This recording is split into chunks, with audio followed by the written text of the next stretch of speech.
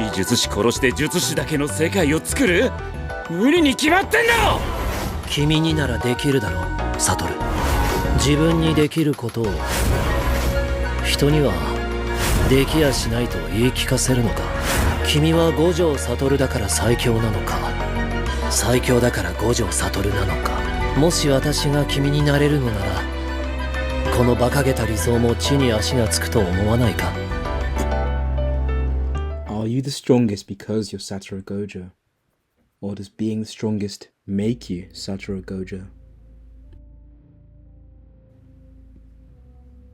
Gojo Satoru. The name alone carries weight. Within the world of Jujutsu Kaisen, he is the embodiment of perfection, a man both admired and feared, not simply because of his overwhelming strength, but because of what his very existence represents. And yet the question remains, is Gojo the strongest because he's Gojo Satoru, or is he Gojo Satoru because he is the strongest? This is where the duality of his character emerges. Beneath the swagger, beneath the blindfold, beneath the invincible techniques, lies a man written as both a godlike figure, yet an eternally lonely soul.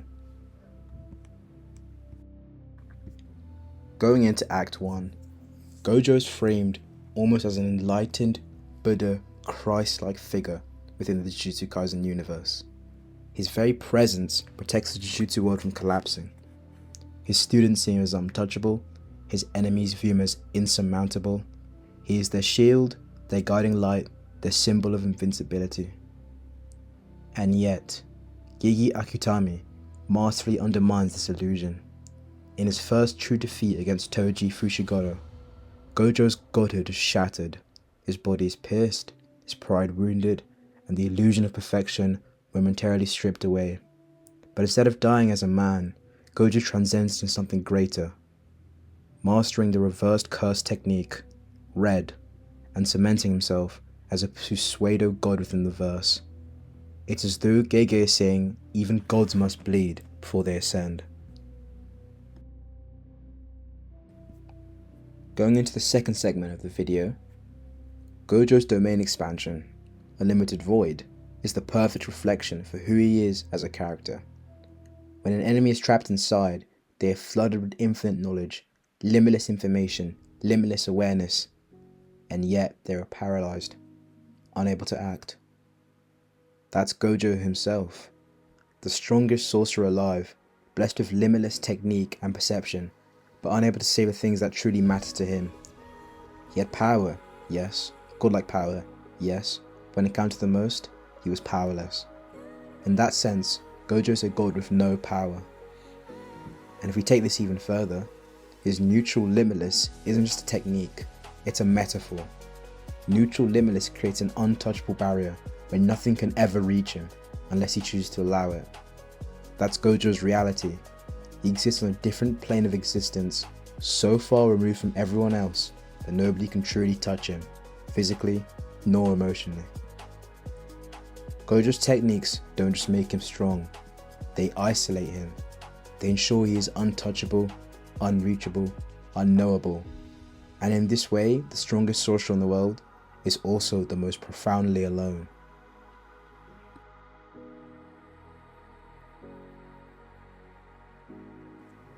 Destiny, fatalism, and the burden of perfection. Delving further into Gojo's powers isolating him, he once said, "Throughout heaven and earth, I alone am the honoured one." A statement that is both arrogant and profoundly tragic. To be unmatched means to carry the burden of destiny, the knowledge that no one else can truly stand beside you. This plays into the theme of fatalism. Was Gojo destined to be the strongest?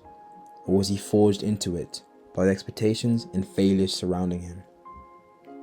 Unlike other characters who seek power to protect, Gojo was born into it. He didn't choose to be the strongest, he simply is. And this inevitability makes him both survivor and a prisoner. The greatest example of Gojo's humanity beneath the godlike shell is his failure to protect the star plasma vessel. The mission is a turning point. Not only did he lose Riko, but it shattered his bond with Geto.